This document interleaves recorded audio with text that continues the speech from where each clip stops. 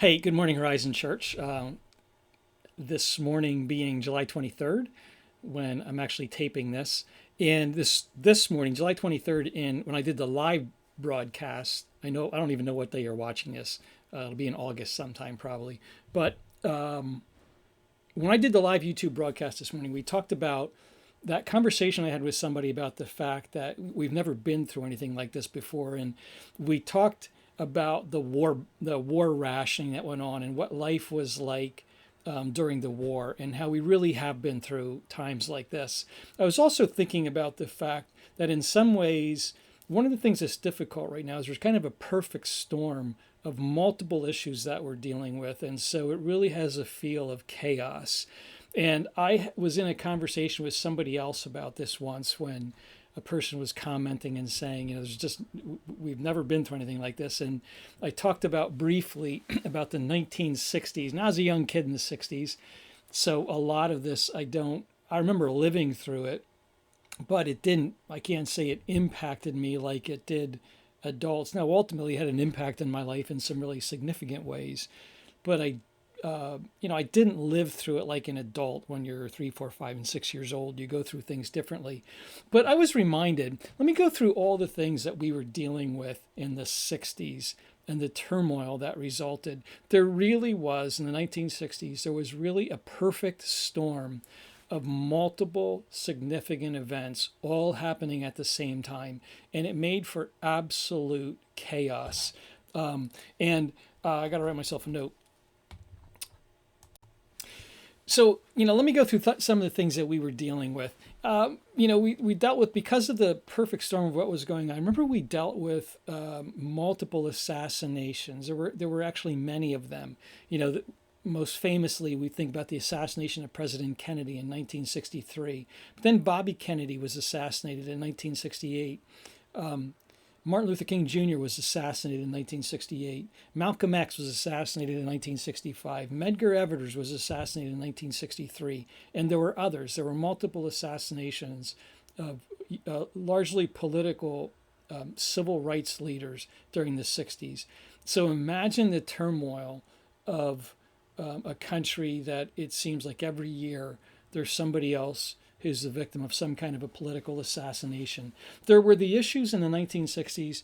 One of the issues that converged were the issues of race. And there was so much going on with race in the 1960s. We were dealing with, if you can remember back, I got to change my notes a little bit. I had the wrong piece of paper in front of me. Sorry about that. But in the 1960s, we're dealing with really what was coming out of the 50s when, you had in the South, you had situations where white people and black people couldn't go into the same restaurants.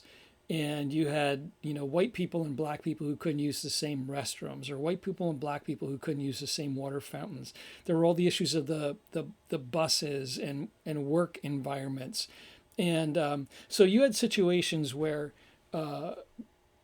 people would go into, black and white people would go into a restaurant that was for whites only, and they would sit there as a group, and they would have they'd be treated violently, and they would have food dumped over their heads, and it was ugly and vicious, and we'd see this in their newspapers. We had the freedom riders in the 1960s when people went down to the south, usually from the north. They'd take buses. Freedom riders would take buses down to the south, and they would go to participate, for example, in voter registration drives. And often those buses would be violently attacked. There were times when some of those buses would be firebombed. Often people would manage to escape, but sometimes they didn't, and people would die. There was a situation, I forget when it was, but I remember watching a movie about this, where the KKK pulled people off of Freedom Rider buses and shot them when they pulled them off of buses. One of the famous events in I forget what state, it might be Alabama or Mississippi. I wish I could remember, but the KKK in the South got upset with a group of Freedom Riders, and they kidnapped them. One black guy named Jim Chaney, two white guys, Andrew Goodman and Michael I can't Schwarmy, I think his name was, and they took these three young black men and shot them, executed them, and buried them, I think, in the breast of a dam somewhere, and Mississippi. That's what it was. It was Mississippi, and everybody knew who did it. But they got away with it for quite a while. And then when they were finally arrested, the state of Mississippi refused to prosecute the people who murdered these three young people. The federal government had to step in, and they arrested and tried and convicted the murderers, but they had to try and they couldn't do it for murder because of federal statute. So they had to convict them, arrest them for conspiracy to violate civil rights. And that's how they were ultimately convicted. So, and that was on the news, and we watched that stuff on the news. And then we had the riots. That usually there was something that instigated these riots, but the riots I think started in like 1967, and they started in an area in California, I think Los Angeles, an area known as Watts, Watts, and you may have heard about the Watts riots. And the Watts riots were horrendously violent. They occurred over a period of 60 days. And over that period of 60 days in the Watts riots, 34 people were killed, hundreds of people were injured, whole areas of Watts were burned down. But the riots then spread to other cities through our country. It was called the Long Hot Summer of 1967, when these riots spread the country, Detroit and Chicago and Newark. I've read a lot about the riots that went on in Newark in 1967, in July of 1967. 26 people were killed during those riots in Newark. Over 100, hundreds of people were injured. Entire blocks were burned down. You can actually go into Newark today, to this day, and there are still remnants, still areas of the city that are rubble because of the riots that occurred. We had issue of school desegregation that was going on. I remember this because I was an elementary school kid, and I remember even in the Allentown School District, I remember the heated discussions and the protests that went on over issues of desegregation in those years. And I remember the discussion about busing, and it was heated, and it was an ugly time. And there's a woman named Ruby Bridges, and she's in her mid 60s now, but Ruby Bridges was the first young girl, as a young elementary student, she was the first black girl to be enrolled in a white school in Louisiana. And what that young woman had to go through, there's a children's book that we've read, but I've also read books by her. It's astonishing. She had to be escorted by federal agents into her school every day. There's a great picture by Norman Rockwell that shows this. And white people lined the school, and they would have black dolls. They would hold up black dolls, and they would rip the head off the black doll when this girl walked by. They would hold up black dolls with nooses on them. They would spit at her. They would scream violently at her. And this poor girl had to do that. And in the school where she went, most of the parents wouldn't let their white kids go to school. A lot of the teachers didn't show up. There was one teacher, it's a remarkable story, who used to sit in an empty classroom with Ruby and teach her. I've actually been in conversation with an agency for whom Ruby speaks to try to get her to Allentown. I'm working on getting her to Allentown to speak to our church and to our community. I was hoping to do that this year. It didn't work, but maybe next year. But that was going on through the South, the school desegregation, and it's made its way to conversations even in the North. So we had all this racial stuff, tremendous racial tensions that were going on in the 1960s.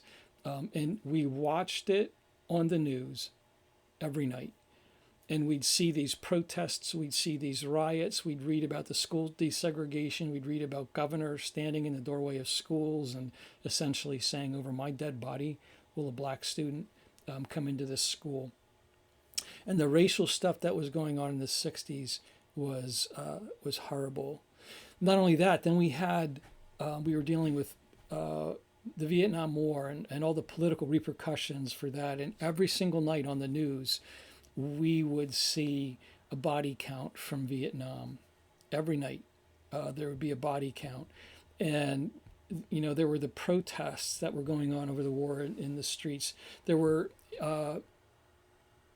students took over college campuses during the 60s. Not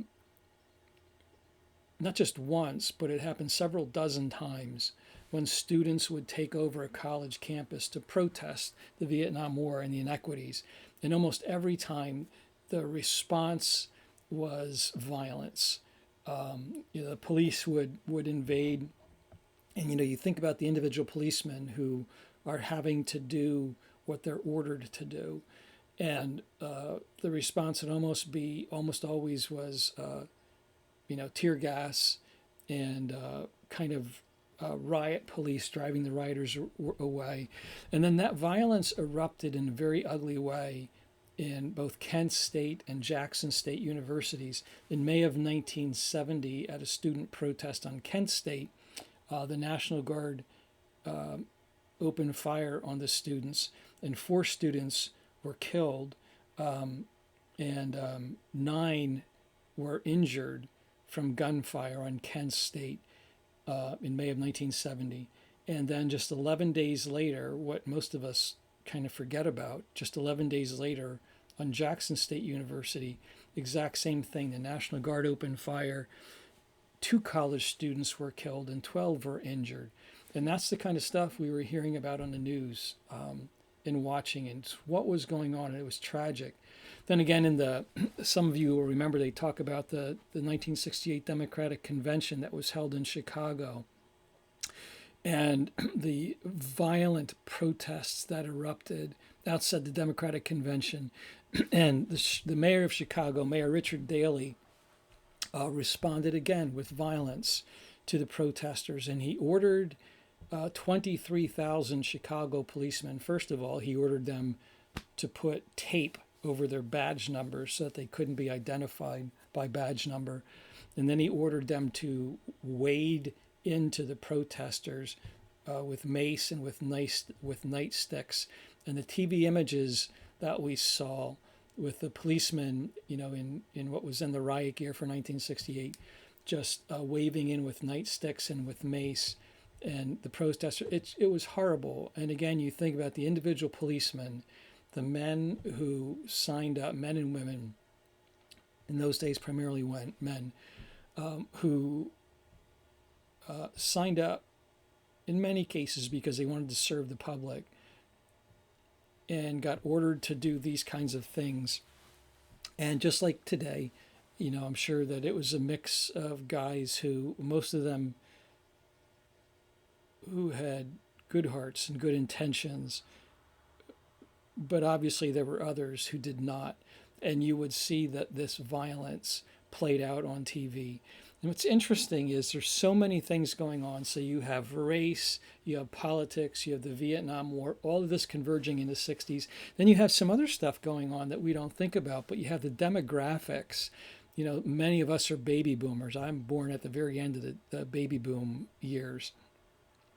But you know that the baby boom, when the men came home from World War II, there was this baby boom. All these soldiers coming home from World War II settled down, bought houses, and started families and started having babies. And so there's this huge bubble. There's this age group. Those of us who are baby boomers, we're this huge population that is just moving through the decade. We're always the largest group in the population of the country at the time. And so in the 1960s, the baby boomers were 20% of the population. There's never really been anything like that in our country, where you had young people be 20% of the population. And these baby boomers were the ones who in many ways were fueling this this unrest. And, these are the years. There's so much that entered our vocabulary because of the 60s. The 60s and the baby boomers were the ones who were the draft dodgers, the hippies, the flower children, the long hairs. All of those terms were invented to describe the baby boomers who were the youngsters in those years. And in many ways, what the baby boomers were doing, it was a very, very strong rejection of their parents' values and the values of those years, because they looked at what was going on, the racial stuff, the political stuff, the Vietnam War, and they thought this shouldn't be happening. And so in many ways, there's a rejection of their parents' values. The idea of a generation gap was born in the 60s. That's when that terminology was really first used and came into being in the 1960s. So you have, again, the perfect storm of all these things that were causing so much unrest, far more unrest than what we're dealing with now. And we watched it every night on our TV. All decade long, we saw it. And then not only did you have the racial issues, the Vietnam War, political issues, but then we had what was very real then, the Cold War. And the Cold War in the 60s was really heating up between the United States and the Soviet Union. You had what was real talk about the real possibility of nuclear war, nuclear annihilation. And we talked about those things. And families would have discussions. I remember those discussions. And this was not just something that we were aware of. Like today, we might talk about terrorists getting hold of nuclear bombs, which is, of course, a horrifying thought. But the discussions we had then were about very real threats. In fact, there was the Cuban Missile Crisis in 1962, where the whole world kind of watched and waited to see who was going to back down or what was going to happen. And when you read about inside information about what was going on in the U.S. government and what was going on in the government of the Soviet Union at that time, both sides really were very, very close to what happens if. And it was an ugly time. And so every night on the news, we were watching this. Americans would tune in to find out what's going on with the Cuban Missile Crisis. You had, in 1961, you had the wall that went up in Berlin. And the Berlin Wall divided Berlin from really the rest of Germany. And on nightly news, we would see those grainy film clips of people trying to escape from what was then East Germany and communist Berlin, trying to escape the wall. And we would see videos of people running and often being shot and killed and, falling into the barbed wire as they, as they tried to escape. And that wall in Berlin, again, now it's historic. Now it's a memory for us. But that wall stayed up from 1961 all the way to 1989. That's the wall where President Reagan, I think, famously stood there and said, Mikhail Gorbachev, take this wall down. It didn't come down until 1989. But that was going on then, and we saw the division of East and West, and we were very much aware of the Cold War and the threats to us. So you have all these things that were going on, the racial issues, the political issues, the Vietnam War, the Cold War, and it just caused turmoil that was, in some ways, it's hard for us to go back and to remember it, but it was there, and we dealt with it for a decade. Then we had, for those of us in the world of the church, we look at this honestly. I was just a kid. But this was the year that church decline started. You had the 50s, this kind of, I don't even know what you would call it, this time of prosperity. We look at it as the good old days. It was the good old days that set us up for the 60s. Because in the good old days, we weren't paying attention to what was really going on, what the issues were. Um, so in the 50s and early 60s, if you look at, for example, you look at just the denomination I'm part of, the EC denomination, and look at statistics, some of those are like the golden years, because everybody's going to church. Churches were filled, but churches weren't paying attention. And so the 60s come along, and there's a rejection of the values of the church because the church was seen as complicit in a lot of the ugliness that was going on. And we really weren't doing our job, by and large, in dealing with some of the issues that were happening. So there was a rejection of church, and the church Klein to start at the same time. What we talk about as the Jesus movement was getting started, primarily among young people who were rejecting the values of, for lack of a better word, what we call the established church, but at the same time saying, we want faith, we want Jesus, but we just don't want the values of the church that seem to be complicit in some of this, right or wrong. I was this young kid, not judging this, just saying what was happening. So you have at the same time, you have the drug culture that was, Woodstock, the drug culture that was just getting started, and the explosion of the use of hallucinogenic drugs and that. So all these things were happening. It was a real time of turmoil, and I think one of the things to remember is, I don't want to imply that all is well, because that period of time really changed us. It really altered who we are as a country, for good and for bad. A lot of good came out of that.